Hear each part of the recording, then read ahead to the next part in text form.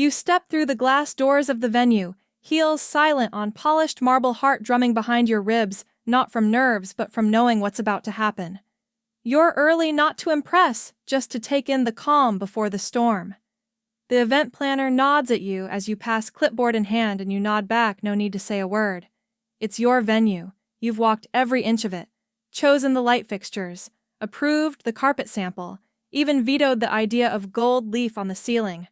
Subtle elegance, that was your theme. And tonight, it's fully booked for your family's gala. The irony hums in your chest like soft cello. But they don't know that. You had insisted on no announcements, not even your name on the digital board.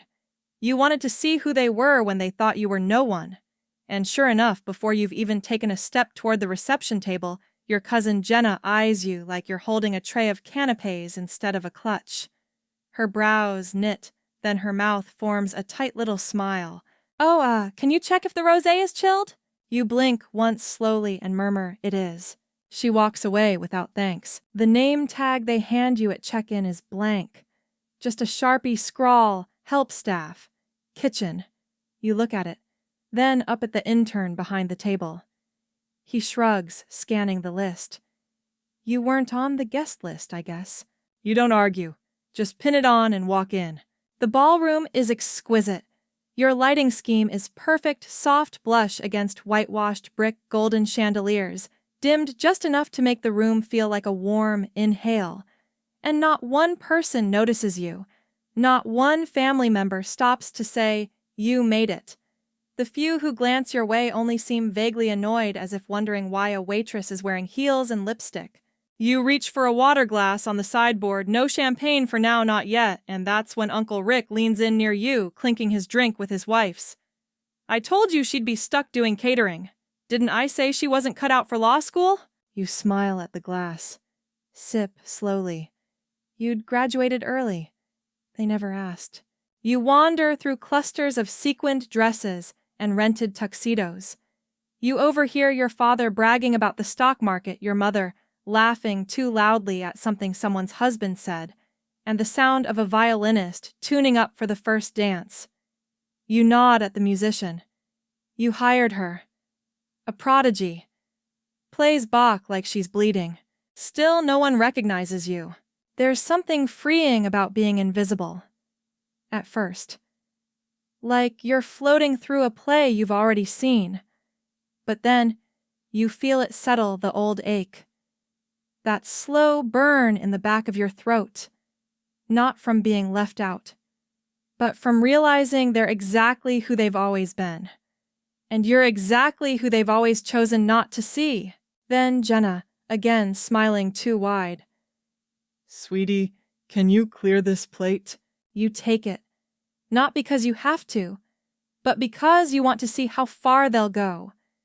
You carry the plate half-finished salmon with a lemon rind curled like a question mark into the kitchen and set it down with care. The staff nod at you as you pass some of them, whispering your name behind smiles. You give a small wave, nothing showy. This isn't your moment yet. Back in the ballroom, the family table is full. The long, white-clothed centerpiece of the event. You scan it with your eyes, your father at the head, of course, flanked by your mother and her sharp opinions. The cousins arranged by rank of perceived success bankers, one startup bro, a lifestyle blogger with 1 million followers but no soul. You aren't anywhere, no name card, no chair, not even the collapsible kind reserved for last-minute guests. You hover near a wall sconce as your father rises, glass in hand. He taps it with the side of his knife, the chime ringing out like a bell at the end of a school day. The room hushes. "I just want to say," he begins, voice grand and self-satisfied, "how proud I am to see all of you here.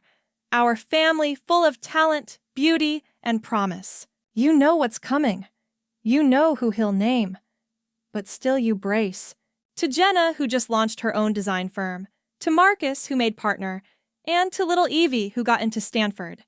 We are truly surrounded by excellence. He lifts his glass. Everyone claps. You don't.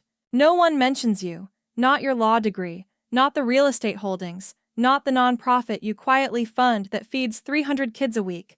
You've never asked them to notice. You just assumed one day they might. The violinist starts again, Debussy this time, so delicate it could shatter, and you feel something inside you shift slow and deliberate, like tectonic plates realigning. You step outside for air. The courtyard is strung with lights you chose, glass bulbs floating like captured stars. You lean against the stone railing and let the breeze touch your neck. A waiter passes and nods. "Miss, would you like anything?" You smile. "No, thank you. Just enjoying the evening." When you return, your seat is still non-existent. But now, people are halfway through dessert. Someone spilled coffee on the runner. Your mother is scolding the server like he's broken the 10 Commandments. You move quietly toward the side, thinking maybe someone will offer to scoot over to make room to see you. No one does. "Do you work here or not?" Your aunt asks as you pick up an empty glass from a nearby ledge. She's only half joking. Mostly not. You walk away before you answer. The sting doesn't come in a sharp jab, but in that low throb being the afterthought in a room you paid for. The ghost at a table where you were never served. It's not just being overlooked. It's being erased with intention. They didn't forget you. They decided not to include you. That's the difference. And when the mic is handed off to Jenna, her voice giddy from attention, she calls you out just once. "To the amazing staff tonight, and especially the girl who cleared my plate, you're the real MVPs." Laughter, polite applause. You smile, but this time it's not gentle. This time it curls like smoke. They want a waitress. Fine. Let's see how they like the bill. You slip into the hallway again, partly to breathe, partly because you've always liked watching parties through windows better than attending them. Maybe it's the control, the quiet power in observing without being observed. But you don't stay hidden for long. A familiar voice calls after you, syrupy sweet. There you are.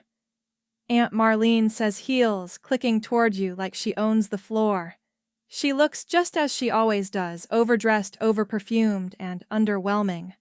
A glass of overpriced red wine dangles from her hand like an accessory. "You've always been so independent," she says, adjusting her wrap like she's giving you a compliment. "But maybe it's time to think about something more stable, like hospitality. I know a hotel manager in Scottsdale who might have some connections for you." You blink slowly. "You think I'm looking for a job." She tilts her head, clearly interpreting your simplicity as struggle. "Well, you're obviously helping out tonight, which is noble, really. And the rest of us, well, you know, we've all just been worried about you. You've always kind of floated. No one's really sure what you do." That word again. Floated. Like you drift instead of build. Like you're a balloon instead of a beam. She steps closer. Conspiratorial.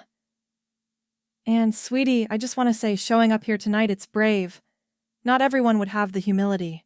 You glance through the glass doors to the ballroom. Behind them, the string lights glow soft around your family's silhouettes. Forks clink. Conversations swirl.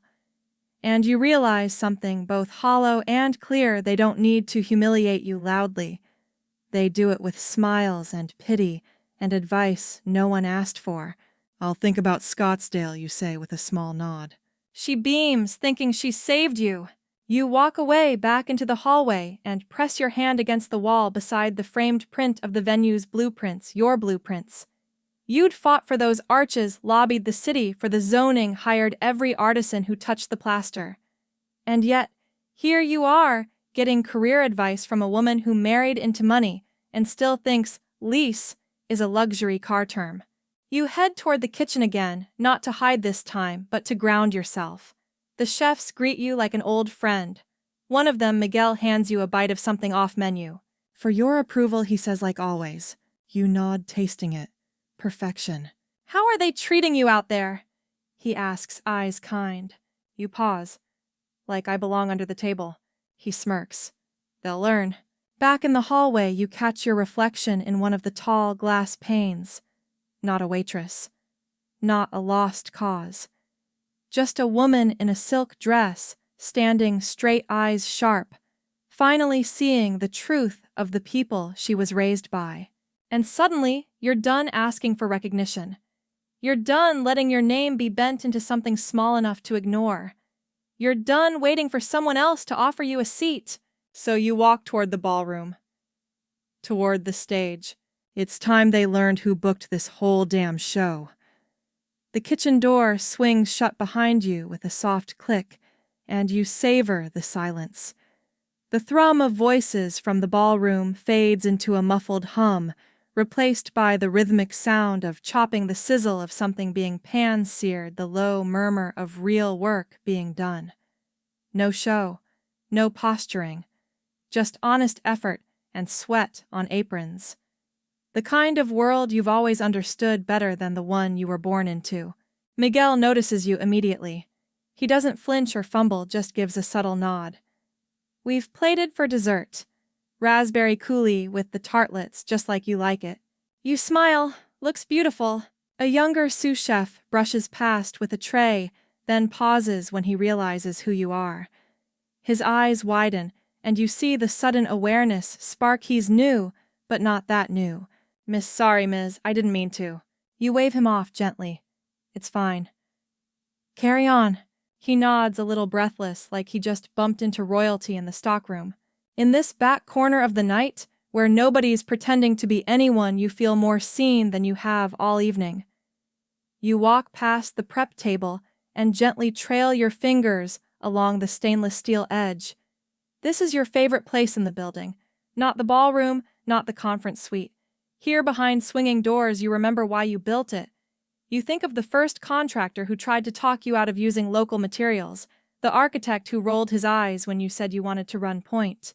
You think of the banks that made you prove twice over what a man with a weaker resume could get on a handshake. And you think of the first day you opened the doors. Miguel had been there then too.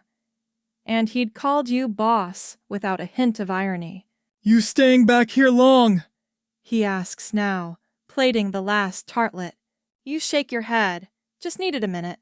He glances at your chest, at the name tag still hanging there. Help, staff, kitchen. He raises an eyebrow. They gave you that. You shrug, didn't want to make a scene.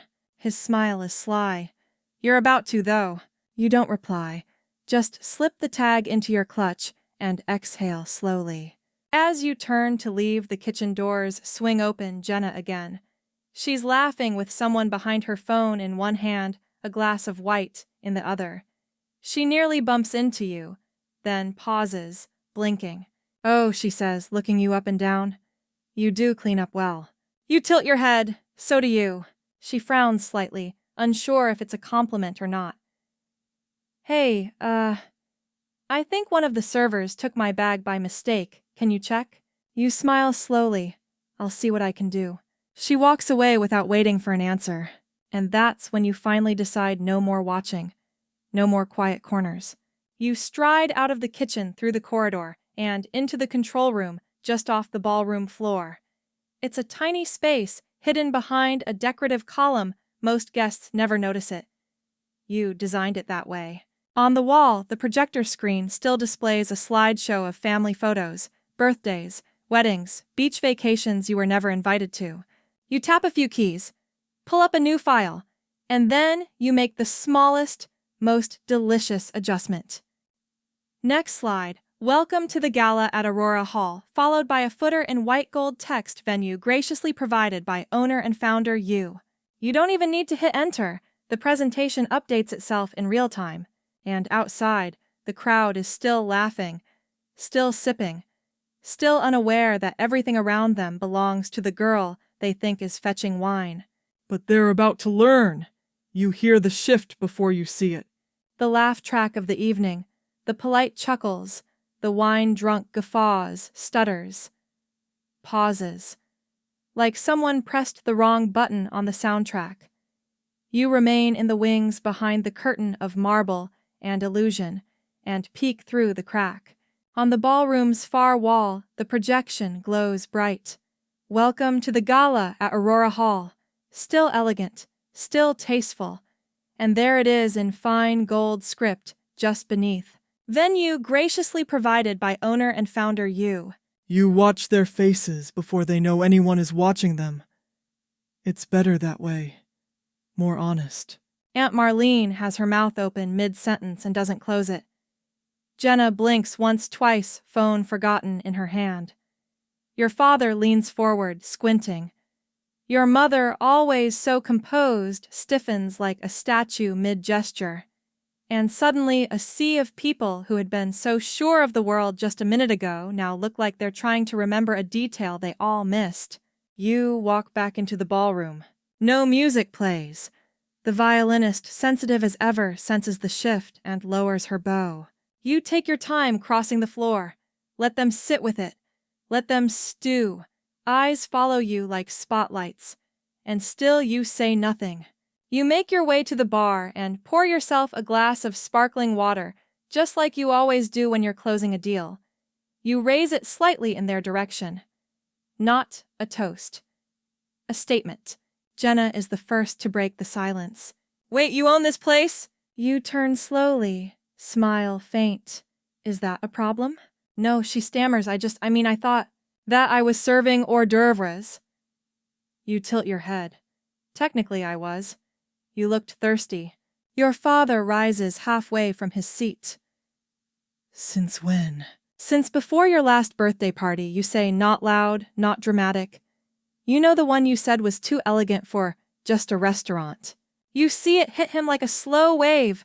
The room, the menu, the wine pairings. He starts to connect dots he never knew were part of the same picture. Why didn't you say something? Your mother asks, her voice small and sharp at once. Did you reply? I told you I was working on something that mattered. You said I should find a husband first. A hush follows. Even the clinking cutlery stops. You look around the room at the cousins, the aunts, the people who've shaped their entire perception of you around what you didn't have. A job title, a family of your own, a seat at their table. But you'd built something bigger. And now they're sitting inside it. You walk past the family table, past the name cards that didn't include you, past the centerpiece Jenna ordered like it was her own wedding. You stop at the edge of the dais, where the projector glows on illuminating every shocked face in warm, golden light. You don't say, see me now, you don't have to. You've said enough just by being here. And then you take a seat, not at the family table, but at the small private table reserved for the owner. Crisp linen. Full setting. Perfect view of the entire room. No one else sits with you. They're still processing the reality they missed. That the woman they called help owns the roof over their heads tonight. That every bite, every flower, every flicker of light was a decision she made. Not out of spite. Not out of revenge. Just because you could. You stir the lemon twist in your sparkling water, the delicate ring of the spoon against glass, sounding almost musical in the dead hush that's fallen over the room. It's not quite awkward silence, yet know your family's pride won't let it get there. Not this early. They're still calculating, still rearranging the story in their heads. Across the ballroom, your cousin Marcus whispers something into Jenna's ear. She straightens her posture like that'll somehow help her save face. Aunt Marlene is already adjusting her voice, preparing to pivot from condescension to faux admiration. Your father's staring at the projector screen like he expects it to correct itself and replace your name with someone more convenient. You sip your drink. The projector keeps displaying your quiet truth slide after slide, photographs of the venue's construction, the ribbon cutting, even a local article praising the founder's vision. Your face is there, not prominent, not gloating, just present, calm, undeniable. The slide that sticks longest is the blueprint, your signature at the bottom, bold and sharp. You don't say a word. Your silence now does what your explanations never could. Aunt Marlene, of course, breaks the spell first. She glides over with her wine glass like nothing happened. Darling, why didn't you tell us? This is incredible. You must have worked so hard. You look at her. Worked so hard, like it was an accident you survived, like success is a storm you weather rather than something you architect. You nod once. Thank you. Oh, your mother must be so proud. She glances over her shoulder. She always said you had potential. Did she? You remember being told not to aim too high, not to risk too much, to be realistic. You remember her saying you're not like them, meaning the men, meaning the ones who got to build without being questioned. She must be thrilled, you say, voice flat. Let me know when she mentions it. You watch the discomfort ripple through her smile. She mutters something about needing to find her clutch and disappears like mist. And then the best part, your cousin Evie walks up, Stanford sweatshirt under her blazer like a badge, and hands you a champagne flute. You raise an eyebrow. For you, she says, cheeks pink. I didn't realize, I didn't know. You take it but don't drink. Why did it matter? She hesitates. Because we thought people kept saying you were struggling, that you were just drifting. You give a small nod. And you believed them. Evie looks at her shoes. I'm sorry. There it is, the first honest moment of the night. You almost thank her. Almost. Instead, you ask, did you enjoy the tartlets? She looks up confused. They were amazing. Good, you say. I designed that menu myself. She blinks. You're also the chef. No, you smile. Just the owner. But I believe details matter. She walks away with more questions than she arrived with. That's enough. You turn your gaze toward the head table. Your parents are still seated, still unmoving, as if leaving their chairs would mean conceding something. And maybe it would. You've never seen your father look so still. Not angry, not embarrassed, just uncertain. And in your mother's eyes, there's something almost like fear, not of you, but of what else she might have misjudged. You tap your glass once. The sound is crisp clean. They all turn toward you again. You give them nothing but a nod. Because tonight isn't about you proving them wrong. It's about you no longer needing to. The chatter begins again, but it's different now. Measured, hesitant, like a room full of people remembering their manners after forgetting they were on camera. You sit at your table, untouched plate in front of you, and listen as the conversations slowly rebuild around your presence. Not because they're ignoring you. No, not this time. Now they're recalibrating, searching for a script that fits the new reality. Your name tastes different in their mouths now. From across the room, you watch your mother pick up a dessert fork and then set it down again. Her hands are unusually still. That's when you notice her whisper something into your father's ear. He doesn't respond, just clenches his jaw like he's biting back a confession. You remember being 12, sitting silently at the kids' table while they toasted Jenna's middle school art award like it was a Nobel Prize. You remember being 16, winning your state debate tournament and getting a single text from your dad, nice work. You remember every family milestone you outgrew, every occasion where they used your absence as a punchline. Now they can't fill the room without acknowledging you built it. Your mother rises first. Smooth, practiced. She walks over with the kind of smile she wears to garden club galas and charity auctions, controlled, calculated, dangerous. This is quite the surprise, she says, stopping just shy of your table. You glance up. That's what I was going for. Why the secrecy, she asks, folding her hands in front of her, like she's preparing a closing argument. You take your time answering. Because if I told you I was building something, you would have told me all the ways I'd fail. She frowns just slightly. We only ever wanted what was best for you. No, you say quietly. You wanted what was safest. The words land like silk over a blade, soft but cutting deep. Her eyes flicker, but she doesn't deny it. People are talking, she says, voice low. They usually are, you reply. And your father. She trails off. You wait. He's just surprised. So was I, you say, when I found out he'd told everyone I was working for a catering company. She blinks. You stand now. Not to make a scene, never that. You just want to speak on level ground. I was never embarrassed by what I was doing, you continue, calm and steady. But you were.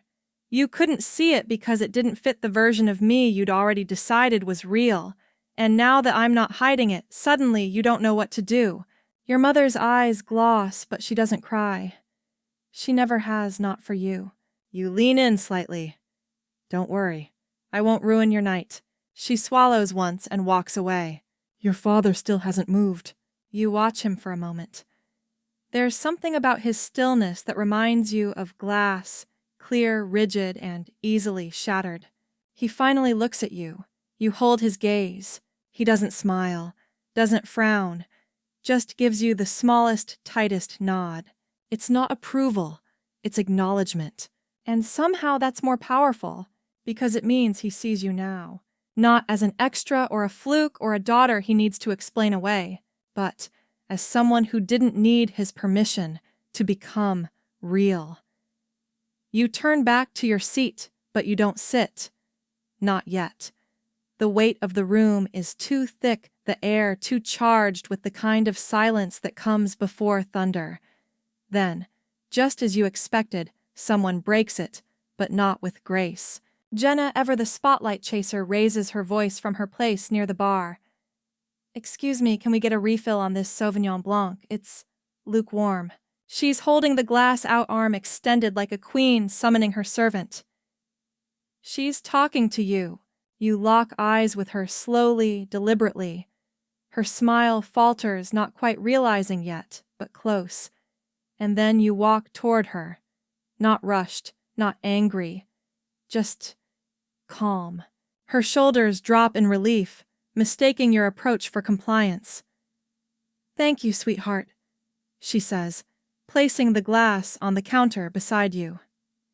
I mean, this place is nice, and all but the service tonight. You gently slide the receipt across the bar toward her face, up. She blinks. Her eyes scan the header, Aurora Hall Events, and Hospitality, LLC. And then the signature at the bottom, clear, unmistakable. Your name. Owner. Would you like to pay the rest of the invoice while you're at it? You ask, voice warm but razor thin. You've been such a loyal customer. The color drains from her face in increments. Behind her, someone stifles a laugh. One of the uncles. The sound bursts the balloon of tension, and now there are eyes everywhere. People pretending to sip drinks while watching.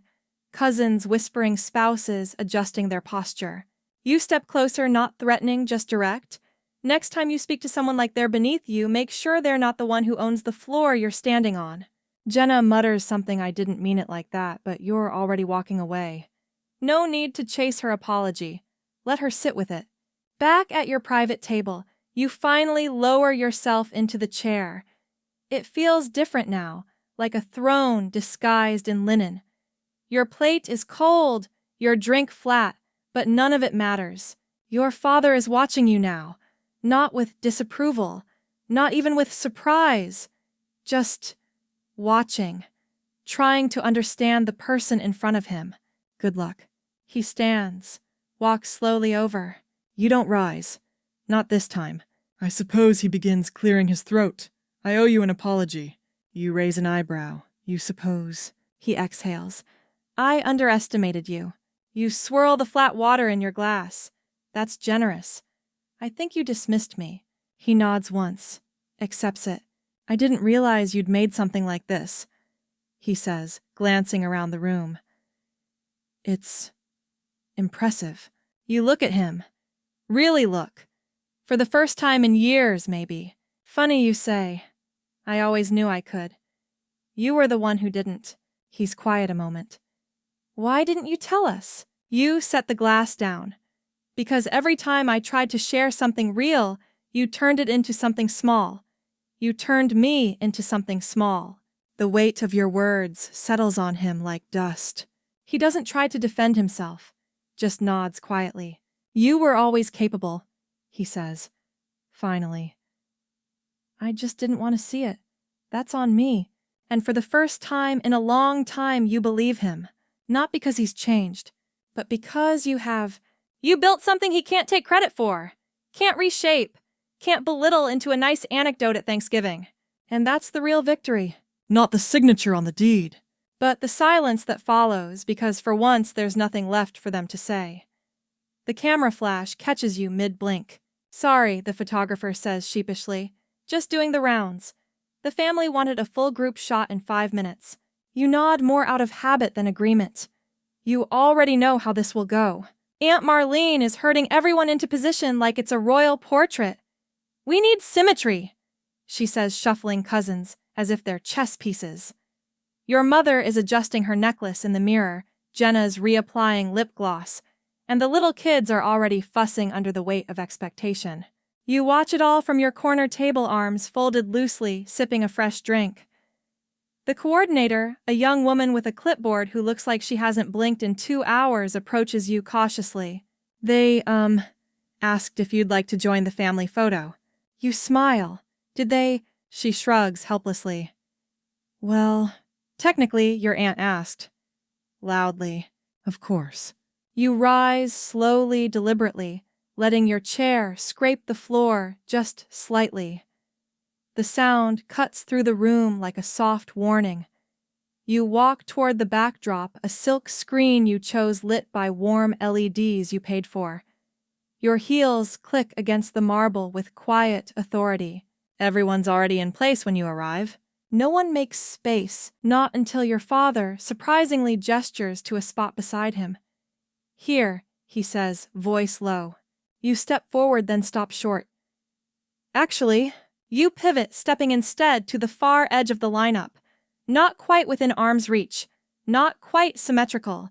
You place one hand on your hip, turn slightly, and tilt your chin up, not smiling, but not cold either. Like someone posing with strangers who only just remembered you exist. The photographer hesitates. Should we adjust? No, you say steady. This is fine. The shutter clicks. A frozen moment, perfectly composed, forever unbalanced. You imagine years from now, when someone dusts off this photo in a family album and sees you standing just outside the frame's emotional center, elegant still apart. They'll wonder what the story was, and they'll never quite know. Jenna whispers something under her breath. You hear it. She had to stand like that, but you let it go. The shot's been taken, the memories sealed. As people disperse, you notice your father glance back at the photographer's screen. His face softens slightly. A flicker of understanding, or maybe regret. Either way, it isn't yours to carry. You return to your seat alone again, but never lonely. Across the room, the family has begun to eat again. Chatting, laughing too loudly like people who want to believe nothing happened. As if they can still pretend. But every so often, one of them glances your way. Not with pity, not with condescension. With curiosity, with caution. With respect. You've become something they can't categorize anymore. Not a failure, not the help. Just something they don't own. And that unsettles them more than anything else ever could. The music returns soft and slow, drifting through the ballroom like fog lifting off water. It's a waltz now, but no one's dancing. Too much has shifted. Too many quiet reckonings settling beneath the tablecloths. You glance toward the entrance, half expecting someone else to arrive, someone who could cut the tension with a fresh distraction. But it's just you now. You and the people who never made room until the floor they stood on turned out to be yours. You rise from the table, not hurried, not dramatic, just steady, as if this night is done performing for everyone else and finally ready to belong to you. You walk the perimeter of the room once more. No name tag, no tray, just you in your soft silk dress and clean posture. Staff nod as you pass, small nods, subtle smiles. They know. They always knew. Near the bar, the head of catering spots you and lifts a hand. All good, boss. You nod. Perfect. You meant it. From behind you, your mother's voice calls out. Leaving already. You pause, then turn slowly. She's standing beside your father, now hands clasped like she's rehearsed something in her head and isn't sure whether to speak it aloud. The night's not over, she says a little too brightly. You glance around at the room at what's left of the gala half-eaten desserts, limp corsages, conversations forced into neat, polite shapes. You meet her eyes. It is for me, you say. She takes a half step forward. We could talk sometime. You tilt your head.